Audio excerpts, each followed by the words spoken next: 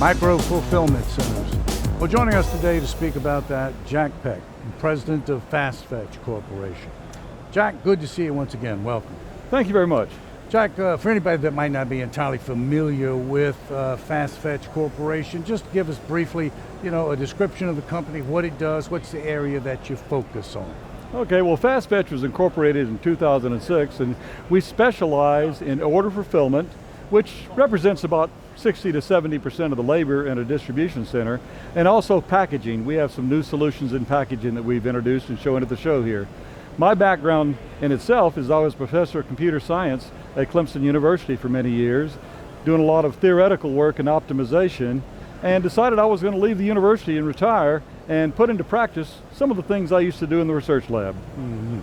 Well, it's good to hear that just what the company is all about. You just made mention of the event where we are speaking to each other, and that is Modex. Just want to get that on the record. Okay, so micro-fulfillment centers.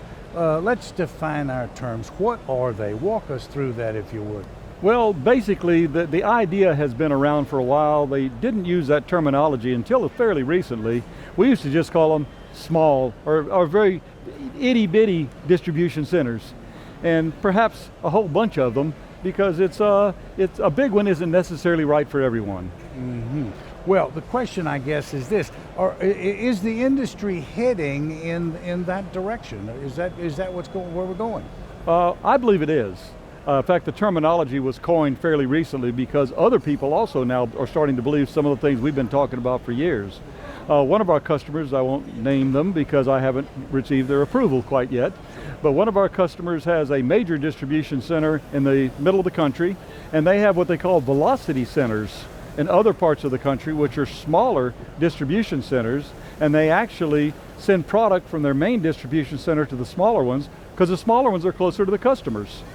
So that terminology, micro, is a reflection of what is continuing to happen in terms of making smaller and smaller distribution centers, and many more of them. Okay, so it is reflective of size, but let's drill down there and talk about typical size. What is the size of this typical fulfillment center? Well, it depends a fair amount on the size of the product and the number of SKUs that you're going to be maintaining. Give us some examples if you can.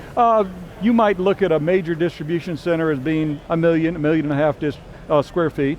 A micro-fulfillment center might be 50,000, 20,000 square feet, and only hold those products which are fast movers that people might want in really quick delivery. Mm-hmm.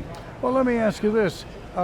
Is this something that one might want to use in preference to working through one of these warehousing operations where you're sharing space with other companies? Well, it could be. However, most of those are really because the business, whether it be selling brooms or computers or whatever it is, really doesn't want to get into the distribution business. They want to stay within the domain of their really knowledge and their strengths, so they'll just contract that out to people, 3PLs, third-party logistics companies, that actually run the distribution centers for them. That's a little different than micro-fulfillment, but it could be an example of some forms of micro-fulfillment. Now, are we talking about taking existing space and turning it into one of these micro-fulfillment centers, or is it building from scratch? It could be either one. I personally think when we look at the future that retail, of course, is declining. We think e-commerce, we think companies like Amazon that are online, and so the question is, where should we be putting our efforts for distribution? What's happening to retail as it shrinks? Well, there's a lot of property available as retail tends to go away. We think of Sears, Toys R Us, other companies that had rough goes in the past several years. There's a lot of retail space available that could be used in other ways. Those might be good candidates for micro-fulfillment centers. Well, now, here's a question. Are we making a distinction between fulfilling from a store as opposed to fulfilling from a separate standalone facility when we talk about a micro-fulfillment center? Well, the term omni-channel has been around for several years now, and it originally started with the idea that we could have retail stores that did a little bit of fulfillment. When the clerks in the retail stores weren't really busy, they could put things in cartons from the shelves and ship them out to the customers who might have ordered them. It's changing now. It's changing from a lot of retail and a little distribution to perhaps a lot of distribution and a little retail. But in fact, the retail might be transforming into really showrooms that illustrate the product. I know that some people have said that there are some retailers in computers, for example. Somebody goes down the street, looks at a retailer, sees what they're offering, looks at the product, and then goes back and orders it online from somebody else. Well, the idea of having the shipper close to you is attractive. You can get it sooner, but you still want to look at the product many times. Mm-hmm. Let's final question deals with the implications for this technology as you see that going forward. What's the story there? Well, what I think is that we're seeing a real change. People are used to now 2-day delivery. They really like 1-day delivery. Yes, they do. And they would like same-day delivery. And you've probably seen some of the things on TV about drones that are going to be delivering things.